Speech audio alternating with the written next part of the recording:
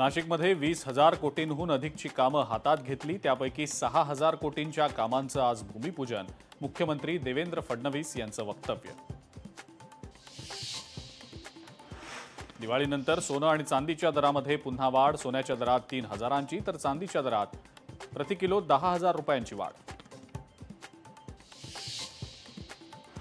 कोल्हापुरात निवडणुकांच्या पार्श्वभूमीवर राज्य उत्पादन शुल्क विभाग ॲक्शन मोडवर 18,68,000 अवैध दारू साठा केला जप्त। 3 आलिशान कारसह 3 व्यक्तींना अटक।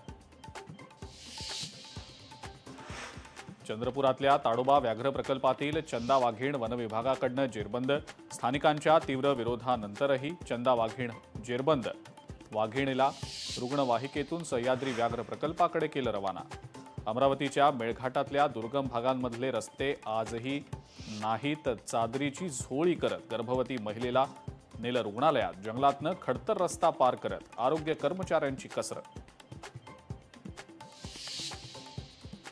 ठाणे पोलिसांच्या गुन्हे शाखेची अंमली पदार्थ विरोधी मोठी कारवाई।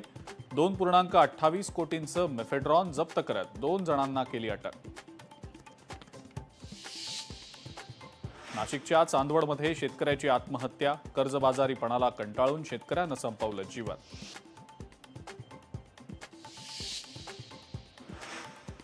सिल्लोड शहरात चप्पल बूट दुकानात चोरी। काउंटरमध्ये ठेवलेले 2,35,000 रुपये केले लंपास।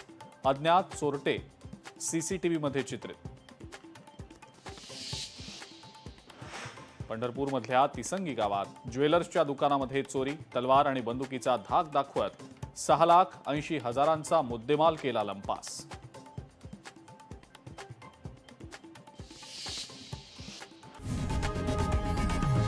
लोकशाही मराठी ऐका, पहा, जागरूक रहा।